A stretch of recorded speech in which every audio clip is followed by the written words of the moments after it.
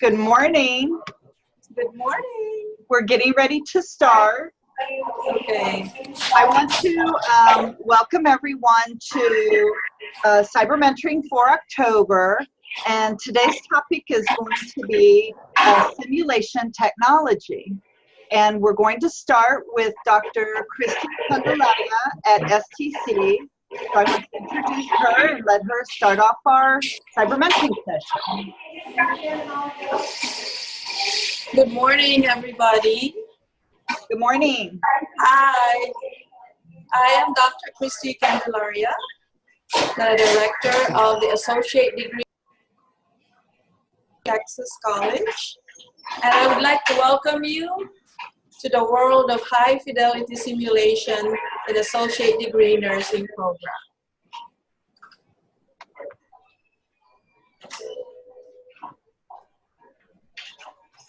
All right, let me share with you my presentation.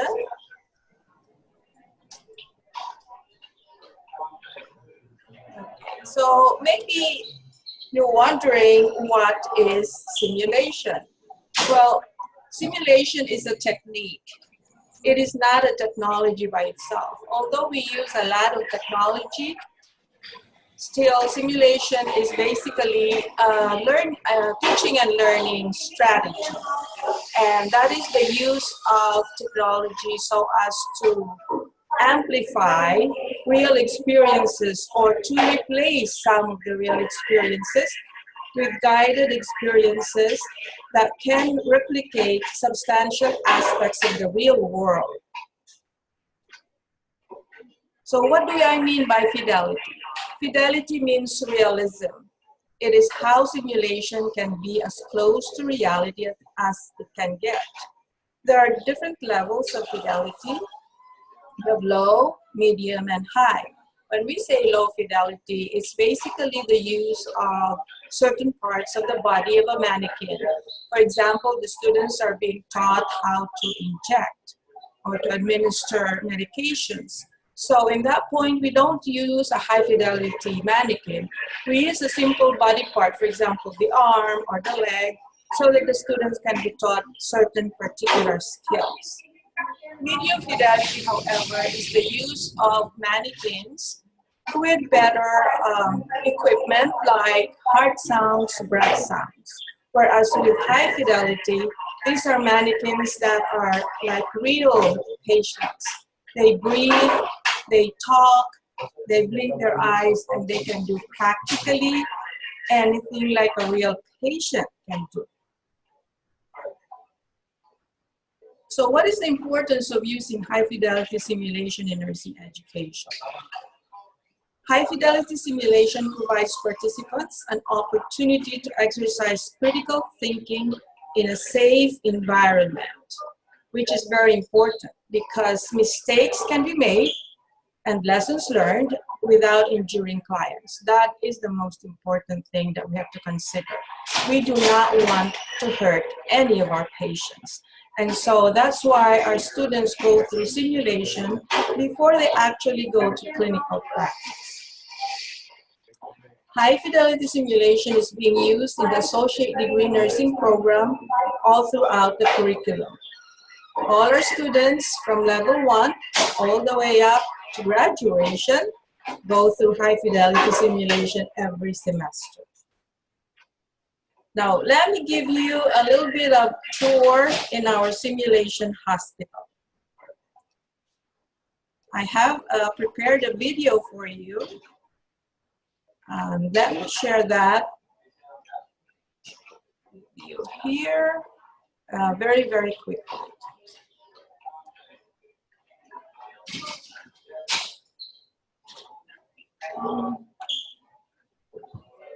Hold on, please.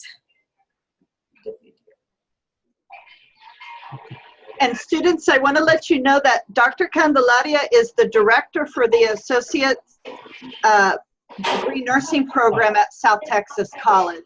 So if you go to South Texas College, she'll be the director of the Associate Degree Nursing Program that you would go into.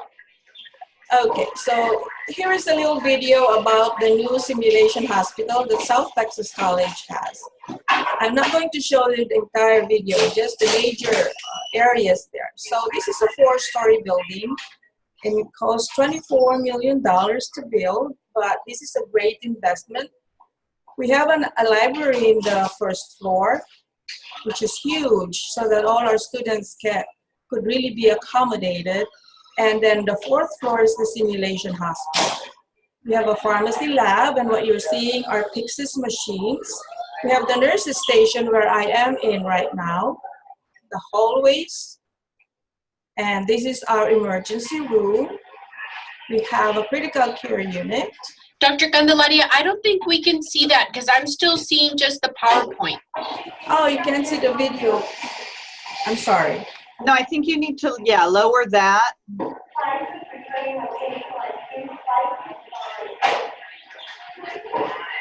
Okay.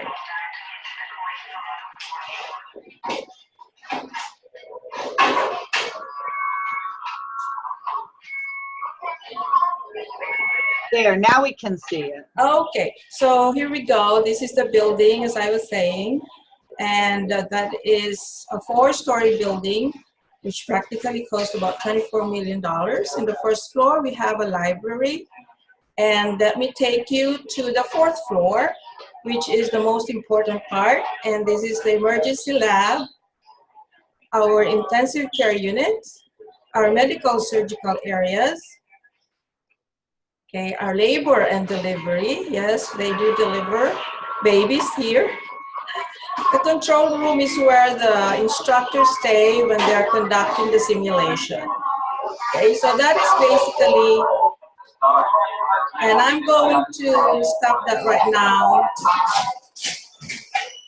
because that is just causing a lot of noise in there, but that is what I wanted to show as far as the hospital, because later we're going to go into our patient's room anyways.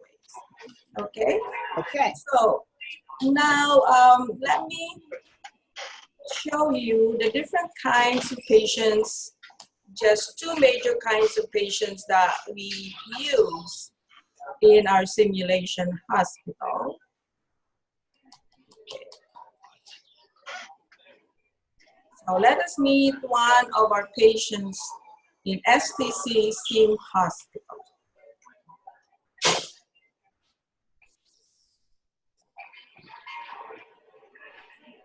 There you go. Can you see that? Yes. Okay. So that particular patient is what we call a simulated participant or a standardized patient. In this particular scenario, this is one of our instructors who's portraying the role of a bipolar patient. So just to give you a little glimpse of what the students are actually doing. Okay. I'm letting her fly in and out, just like what bipolar patients actually do. But actually, what I'm trying to show you is, okay, this is a patient's room, and then the students get a chance to interact with the patient, like so. Okay, so that's one of them. Now let me take you to a specific patient's room where you can actually see our SimMan 3G mannequins. I'm gonna walk over and it'll take me a few seconds to get to the hospital room. That's okay. Students, I want to let you know that there is a chat feature on here, and if you have any questions for Dr. Candelaria or for any of our other presenters, that you can put your questions in that chat and I'll make sure that I ask them. All right, I am in a patient's room right now. Can you see me? There. Okay, so this is a typical medical surgical area, and we have our SimMan 3G mannequin. This is one of the best mannequins so far that we use for high fidelity simulation.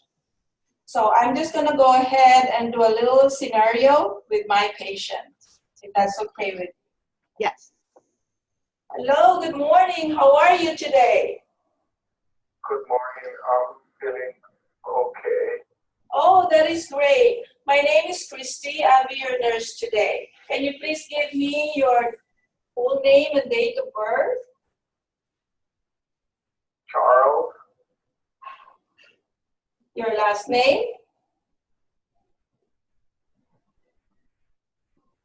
Hello, Charles. What's your last I don't name? remember now. Oh, I'm sorry. Do you remember your date of birth? No, I feel sick. Oh, I'm so sorry about that. Okay. We are going to help you and take care of you today. Let me wash my hands and put on my gloves. Let me check your blood pressure, your heart rate, your temperature, and we call that vital signs. Have you heard that before? Sometimes the doctor does that for me. Oh, okay. So it's basically the nurses who are responsible for doing that. So let me do that with you right now. So when I put on that pulse oximeter, I'll be able to see how your blood is getting oxygenated. So right now it's 98% and it's great because the perfect is 100%. So you're breathing okay. Are you feeling any tiredness in breathing? I feel a little bit of congestion. Okay, all right. I have orders from the doctor for you on that. So right now we see your saturation at 97%, and then with a click of the monitor, I'll be able to see how your heart is doing. So as far as the monitor is showing, your heart rate is 79, and the normal is 60 to 100. That's great. Okay, does that make you feel better? Yes. Very good, Charles. And then I will be able to take your blood pressure as well, okay? And I will do that in a few minutes. Thank you so much for your cooperation, Charles. Can I help you with anything else? No, I'm fine. Or if there's water, can I have a little water? Yes, I will do that for you. Meanwhile, let me put up the side rails for your safety, and I'm going to go and get your water, okay? Thank you. Thank you.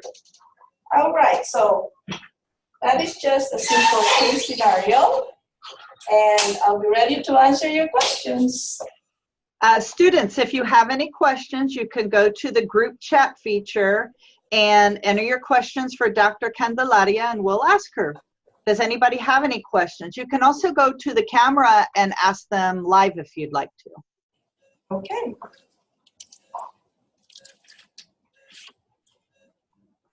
I see we have Mr. Cantu's class with us. We have Ms. Elizondo's, Ms. Barrera, and Ms. Zambranos. Do any students have questions for Dr. Candelaria?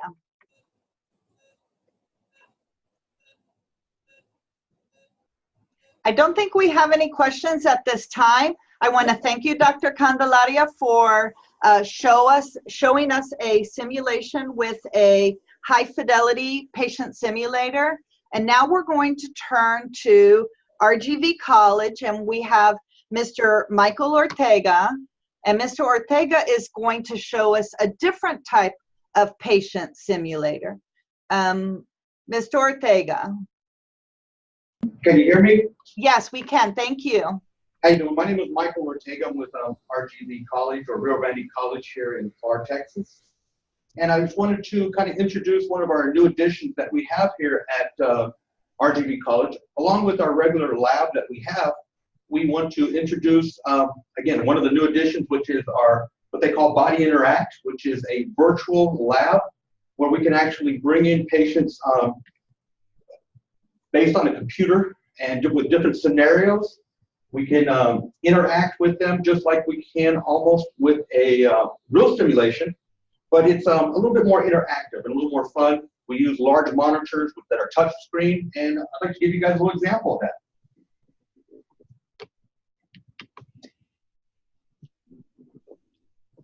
With the Body Interact system, everything's on a 80-inch touch monitor. We do have our own little lab here in the building that's set up.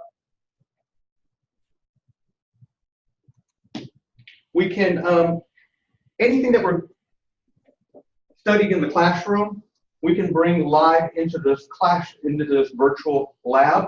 And what that means is if we're dealing with someone that has respiratory issues in the classroom, we can actually cover that exact same type of patient in our lab at the same time. If we're covering patients that are having issues with their sugars, we can also cover that type of patient immediately in our lab versus waiting to go out to a clinical scene where we may not encounter that patient every single time. So it's very good to have something like this more on hand. What I'd like to do is show you a patient that we can do a demo with. And again, this is a,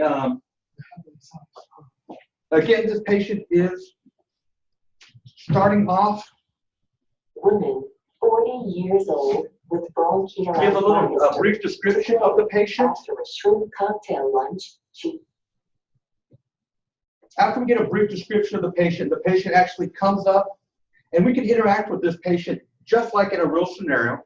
We can do everything from take vitals to do labs, do imaging, pretty much anything that you would do in a real clinical scene, we can do right here with this patient.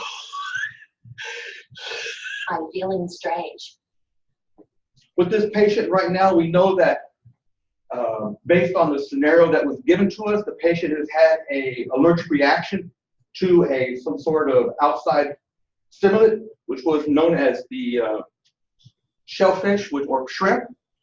With the patient, we can come in, we can immediately start doing all the vital signs.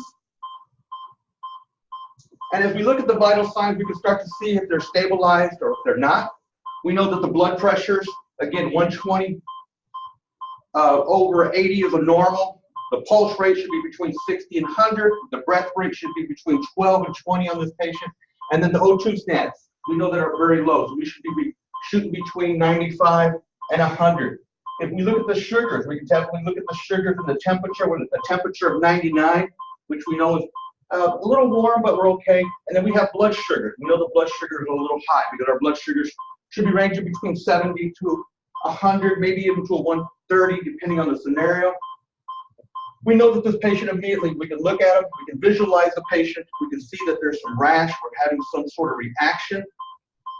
And we know that the patient needs to be given something to open up that airway. And we know that any asthma patient, if you think about, of course, they're having some issues. And what's having their issues is they're having their airway being constricted. The airways are starting to tighten down and they're allowing to make that whistling noise, that wheezing noise that's happening. So one of the things we can do immediately, we can offer the patient a little bit of oxygen. We can easily put a little nasal cannula on the patient. We can also get the patient and reposition the patient. Let's go ahead and bring them up into like a higher Fowler position. It allows them to breathe a little better. Now that we've given oxygen and we've set the patient up a little bit, we will start to notice that the O2 stats will probably start coming up here shortly.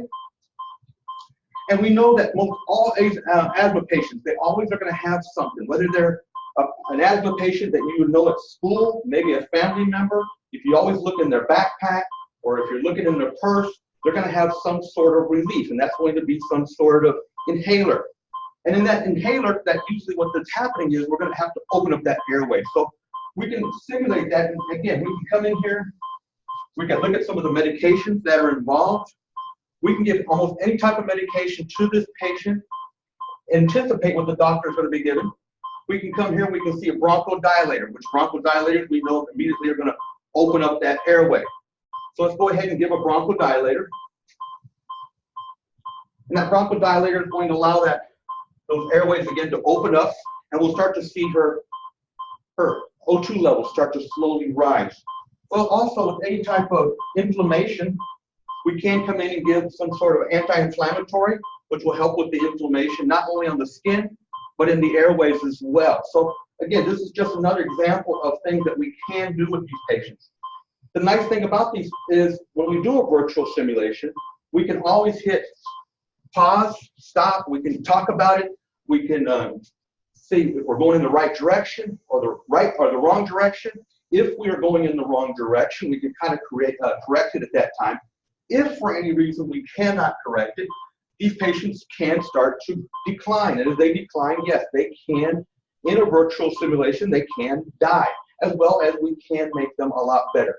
And if you can see immediately, the vital signs, the pulse is starting to come down, we're coming in normal range, the breathing starting to go in normal range, our blood pressure is starting to stabilize. We're just waiting a little bit more for that O2 stats to come up, and it will come up in time. If we wanted to come in and even look at some of the imaging, we can do any type of imaging. We can do chest X-ray time. If I wanted to do some lab tests, I can do a CBC, maybe some arterial blood gas. I brought an X-ray up. I can take a look at the X-ray. X-ray looks nice. If I need to get a radiology report, I can actually get a radiology report. It's telling me exactly what's going on. The lungs are clear.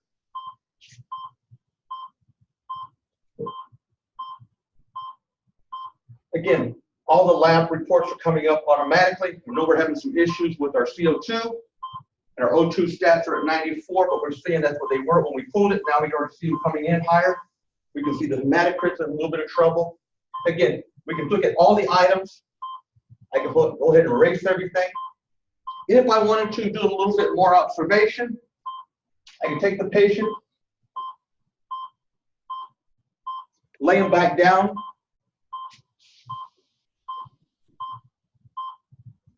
and during this time, I can start doing a little bit more of my head to toe assessment. So I can come in here and do my physical exam. If I wanted to listen to some lung sounds, I can at this time. I can listen to the different chambers, listen to the different lung sounds at that point.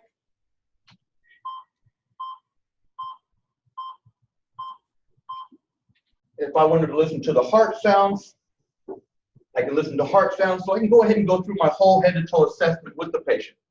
And if I see, yes, ma'am. Mr. Ortega, we have quite a few questions for you. Okay. Did you want me to hit them now or after? No, let me ask a few of them now. Okay. First of all, one thing I want you to tell the students and us is about this technology, because I know there's not a lot of this technology in the Valley. So can you tell us a little bit about that? Well, the technology is from Body Interact, and Body Interact is out of Portugal. I believe we're probably the only school using this south of Houston. I know in Harlingen, the simulation, the University of Texas Simulation Lab does have this technology. Of course, they're using it in their simulation hospital down there, and they have 2 monitors. The monitors down there are only about, I think maybe 36 inches. Versus when we're looking at these screens here, we're looking at almost 80 inches of monitor, which makes a big difference because it really makes it real. It makes it when the students come in and they interact.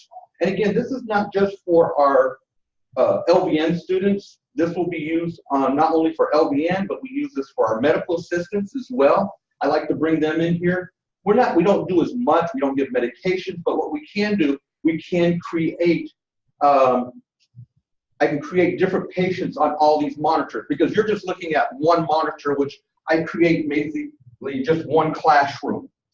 When I think of the monitors, I have 5 more monitors, excuse me, 4 more monitors, including this one. So it makes 5 monitors that I have. So I can set up 5 different scenarios with 5 different patients, and I can do it immediately based on whatever they're studying in class at that time.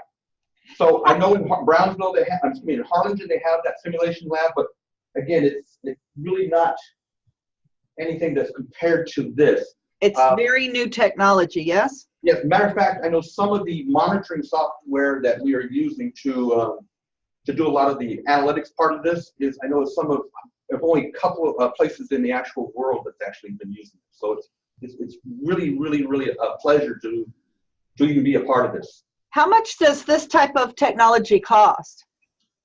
A monitor like this is probably in the neighborhood of about $10,000, and then the technology itself is based on a yearly type subscription, and I really would not have that exact number, but I know that when you look at everything that's in here, there's definitely thousands and thousands of dollars. No, probably not hundreds of thousands of dollars. Is it mobile? Most definitely. Most definitely. If you see the screens, like especially like the one right here behind me, you can see where, again, this was just another adult patient. This particular one, we have maternity, and I actually have over here to my left pediatrics. We can have like the maternity. If I wanted to take this into one of our other classrooms, I can roll it in there, or all our classrooms also have these touchscreen monitors as well. So not only can I take this monitor, but I can mirror it over there as well. So, and that's another thing that we do. A lot of times we'll have students in the lab here interacting, and then we'll have students in another room watching them, kind of critiquing them, seeing what they're doing right and what they're doing wrong. It's all about learning. Sometimes it's not just about touching the screen, it's just about monitoring and watching it, okay? And again, the nice thing about it is we can always put it on pause, just like we are right now, and nothing's going on. So we can talk about it, we can understand it, we can pick up the textbooks and start to see what is going on with this patient. And again, like I said, this is not just for the LVN, but this will be for the medical assistants that we bring in, as well as future ADN program. And students had asked about the human patient simulators, and I can answer that from my experience. You need to realize that the simulators like Dr. Candelaria was demonstrating are a replica of a human. So to transport them, you need to have a bed and a van that the bed will fit into to be able to transport them. It's very convenient at a school or a hospital because they have that type of equipment. But most schools do not have that type of equipment.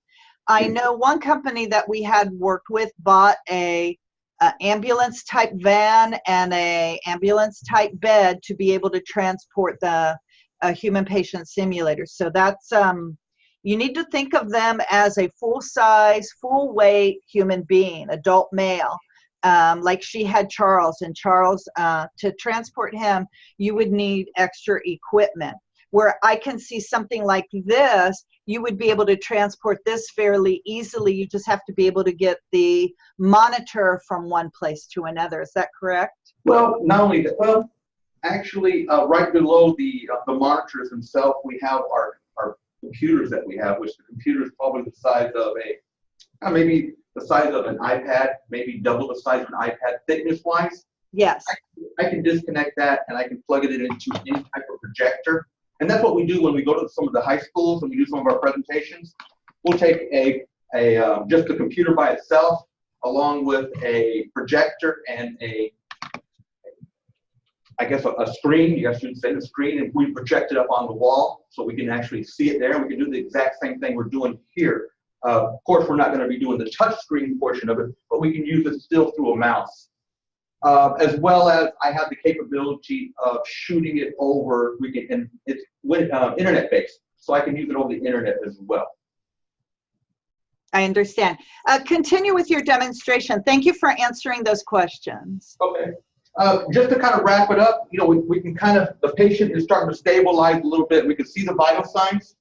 Last but not least, once the patient has been stabilized, we can come in here. Of course, it will end because it gives a time frame, but I'm just going to kind of rush it so we can see it. We have what they call a debriefing.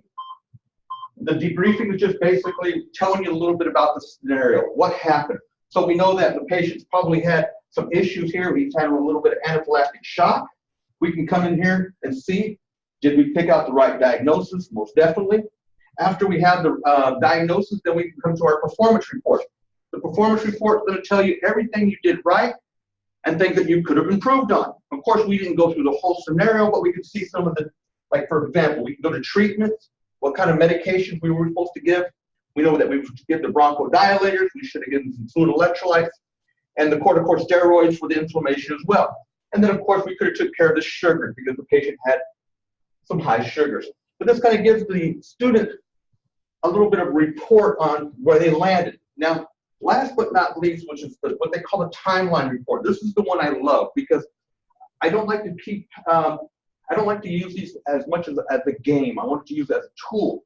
So I allow the students to come in here and I make sure they're doing a lot of nursing notes because again, notes are very important in nursing. So we can see how we got the patient. We know all the different conditions the patient had when they came to us. And then, of course, we can see all the vital signs. So I'm definitely making sure that we're documenting where we're at as we go along. Everything that we have done, everything that we did on that simulation is going to be documented. And as we go through this, we can go through all our scenario, our full timeline. If I need to come back in, I need to look at maybe a lab. I can pull up a lab. I can continue all the way through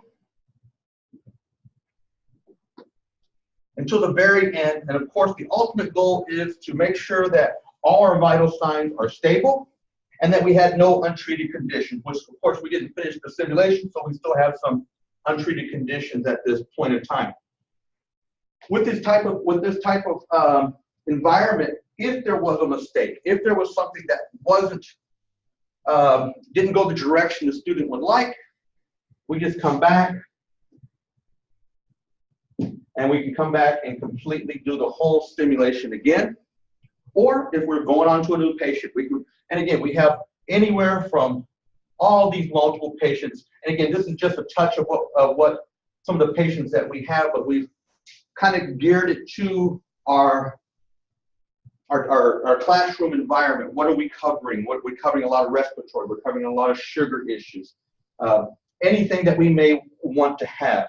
We can be, again, bring in a new patient, whether it be male, female. It could all be different.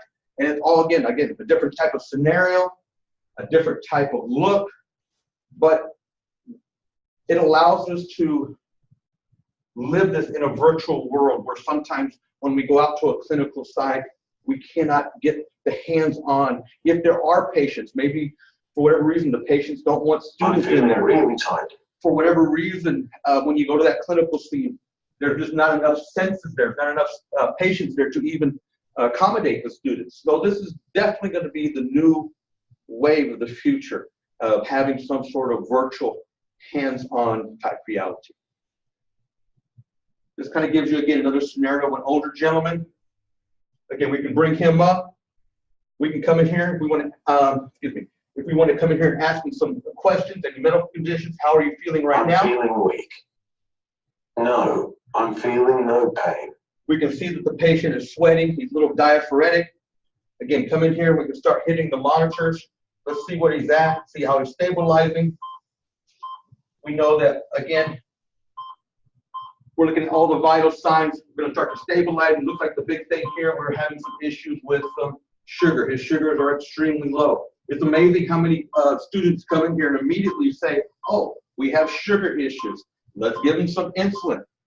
And we let them go ahead and give him the insulin because they'll realize real quick, as soon as they give him some insulin, his sugars go from 54 down to 0, and the patient passes. And again, it's a learning scenario. They'll find that you'll never ever give insulin to a patient that has low sugars again. So we can come in here, let's just give him some sugars and make sure everything is right.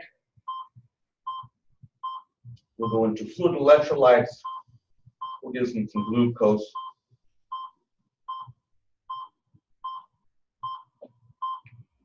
And we'll get his sugars back up and he'll be fine. We'll go ahead and set him up in bed. I'm feeling really tired.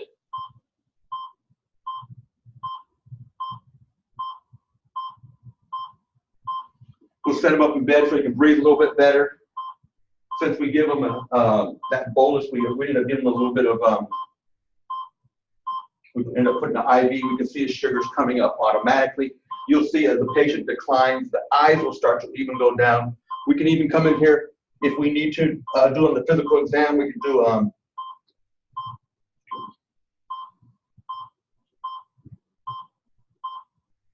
we can look at his eyes to see if they're dilating or if not. Pretty much anything that you would want, again, to do in a full clinical type scene. We solved the issue. We brought his sugars back up. We can go to our debriefing. We know the patient had hypoglycemia. Of course, we were correct on that one. We can come here back to the performance report, see the things. But again, the timeline's the awesome one. We know that we received that patient. His big problem was he had low sugars. We look at his vital signs. As we go through, we can go through the scenario. How did we do? We stabilized the patient. The end of simulation, we untreated conditions. So that's the ultimate goal, or what we're trying to achieve. And again, if the student comes here, he can't do it the first time, we repeat it. We repeat it until they're very, very comfortable with knowing what's going on. The nice thing about this is when they're in here and you have a whole class in here, you're not only seeing the light bulb start to go on, you start to see it flicker very fast. It becomes real. You start to see the students in here starting to sweat a little bit because they do get into this virtual reality type of scenario. Thank you. That's awesome. We had a transition of classes, so we do have some new students with us. Students, I want to remind you that we have the chat feature. So if you have any questions for Mr. Ortega regarding their patient simulator or Dr. Candelaria and the human patient simulator that she was showing earlier, you can put that in the chat feature and we'll make sure that we ask them and get some answers for you. Mr. Ortega, I want to thank you for joining us today and showing us what RGV College has to offer. We're very impressed knowing that the Valley is fortunate enough to be one of the few places that this type of technology is available. So thank you for your time today. Okay. Thank you for having us. Thank you. So students, we're going to move on now to Doctors Hospital at Renaissance. And what we've asked them to do is to do a demonstration of how they use this technology in the hospital. So we're going to transition over to them. Okay, good morning, guys. We're going to be talking about our simulation mannequins. I know Dr. Candelaria touched base on how we use mannequins for training purposes. So here at DHR, we do have multiple mannequins, but we're going to compare the two that we have right now. We have Charlie, which is our more advanced mannequin, and then we have Carrie, which is our more basic mannequin. With both of them, we do use them to enhance their learning experience, especially with hands-on skills, communication skills, and critical thinking.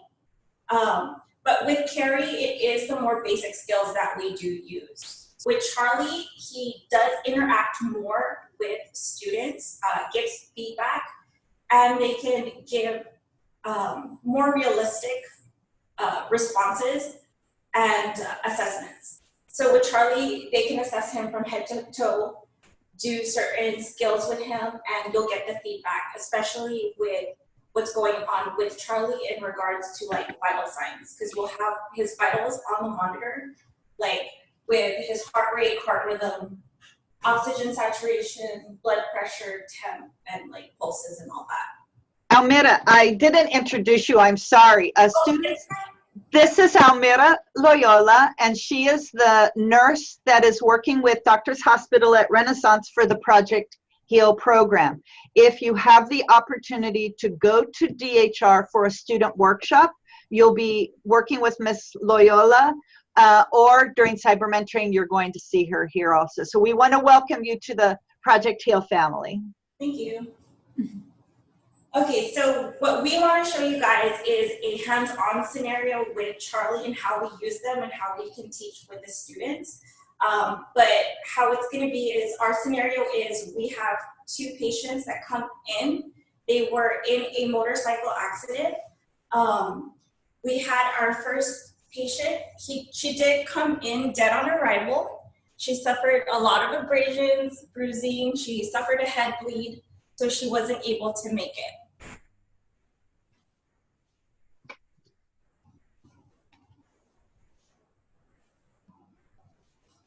So our second patient is Charlie. His name is Charlie Thompson. He's 29 years old. What he suffered was a couple of abrasions, but he was lucky enough to wear a helmet, and all he got were the abrasions, and he has rib fractures from 2 to 5 on the left side. So how we play this scenario is I will be his nurse, I will do his assessment, and we'll show you a certain scene with him. So Good morning, Charlie. My name is Almira, and I'll be your nurse today. Would you mind verifying your date of birth and your name for me?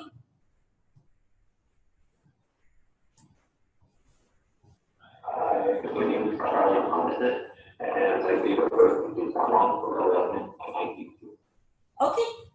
So right now, I'm going to check your vitals. I'll check your heart rate, your rhythm, your blood pressure. So this is what's going on with Charlie right now. His heart rate's kind of high. Are you in any pain, Charlie?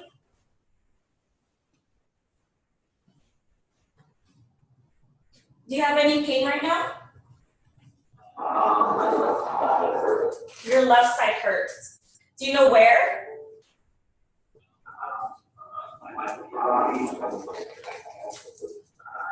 Okay, from 1 to 10, how would you rate your pain? Okay, so right now I'm gonna assess you, okay?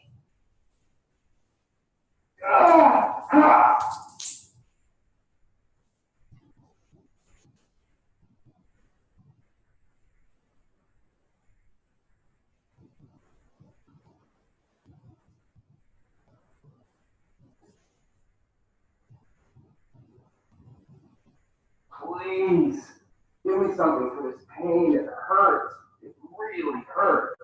Okay. Right now what I'm noticing with you is your breathing is uneven and I can barely hear sounds on your left side. So let me inform the doctor, and most likely he'll order a chest x-ray. And we'll wait to see how your chest x-ray does. So right now, this is what your chest x-ray is, and he's reading it. So right now, he's telling me to get ready to help prepare for a chest tube because it looks like you suffered a hemothorax.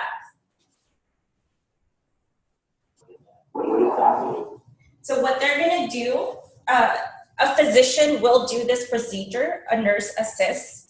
What will happen is, what's going on is there's fluid buildup, blood, specifically in between where your lungs is and where your chest area is at, your pleural cavity. So what's gonna happen is we wanna drain it to release the pressure that's going on so that your lungs can expand better.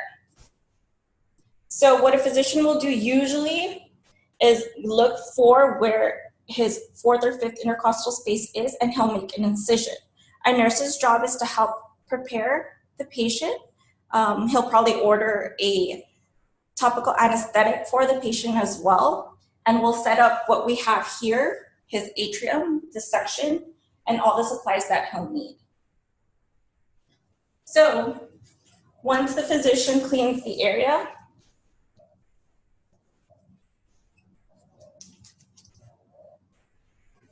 gives him his anesthesia,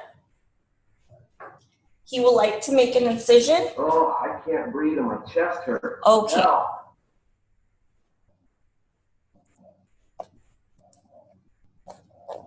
So when he makes the incision, he'll ask you for the chest tube, and then he'll place it with or in the patient.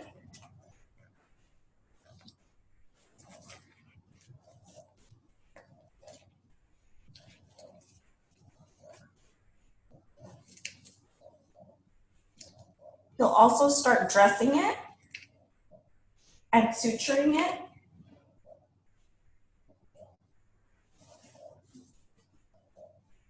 And once it goes in,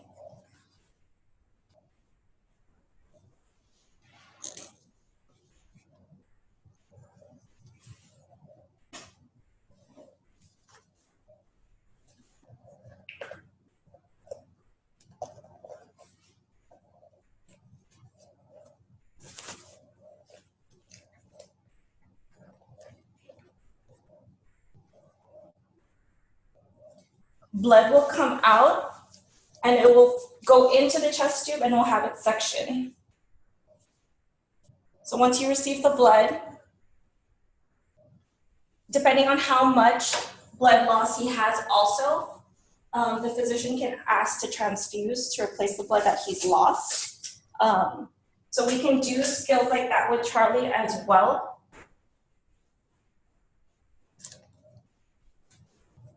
So Charlie does have an IV set up.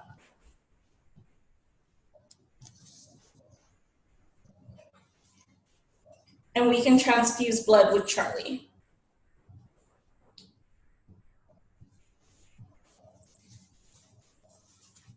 Afterwards, they'll ask for X-ray to check the placement, and nurse's job is to make sure there's no air leaks in the chest tube and to check the site.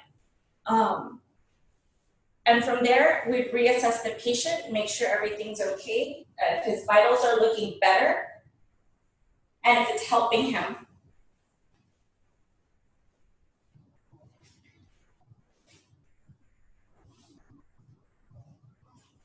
How are you feeling, Charlie?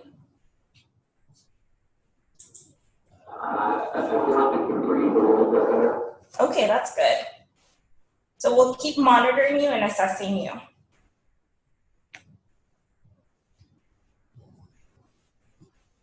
So that would be a scenario that we do with a patient. Usually we can do scenarios such as like trauma or any other medical issues that they have. We also do have other patients, well, we call them patients, but they are our mannequins. We have Noelle, she can do scenarios in regards to maternity. And then we have other patients that we can work with in regards to their skills as well. So do any of the students have any questions or? I have a question. How often do nurses come in and work with the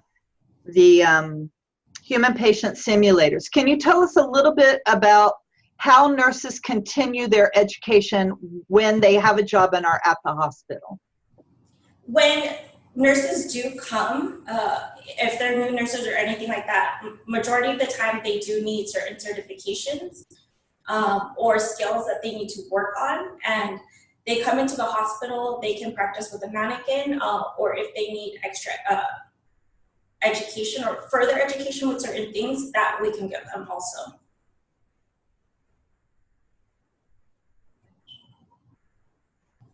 And I'm looking to see, we have quite a few classes with us, students. If you have any questions for any of the presenters, either South Texas College, RGV College, or Doctors Hospital at Renaissance, you can put them in the group chat. We want to take an opportunity to answer any questions you have on simulation technology.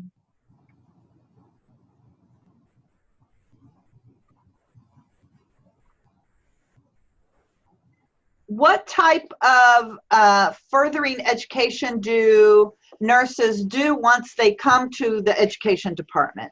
Like, what are they learning when they go there? They get their certifications like their BLS, their ACLS, like basic life support, advanced cardiac life support, their pediatric advanced life support. They can get all other certifications like their TCAR, trauma care after resuscitation, or their TNCC as well. So there's certain things in certain fields that they need to have requirement-wise working in the hospital.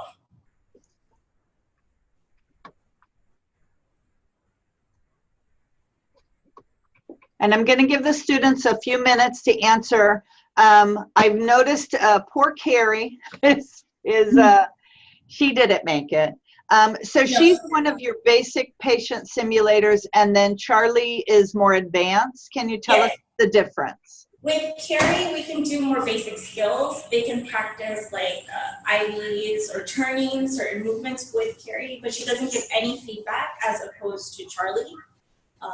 Charlie, we have a more realistic and in-depth assessment with him as opposed to with Carrie. She doesn't move at all.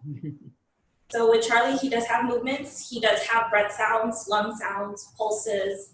We could check his pupils, changes in color. We can do more skills with him as opposed to Carrie. Like with this, he suffered a hemothorax. So we can insert a chest tube with Charlie. And it's more realistic. Yes. Well, I don't think there's any questions. I've seen that, I can see the classrooms and it doesn't look like anybody has asked any questions. I want to thank our guest today, Dr. Christy Candelaria at South Texas College, who is the director of the Associate Degree Nursing Program, Mr. Michael Ortega, who is the Simulation Lab instructor, and then our own Almira Loyola, who is the DHR nurse that is working with the Project HEAL grant. I want to thank you for joining us today. Thank you for your demonstrations. I think I've learned a lot. I'm sure the students have learned a lot. Thank you very much, and everyone have a good day. Thank you. Bye.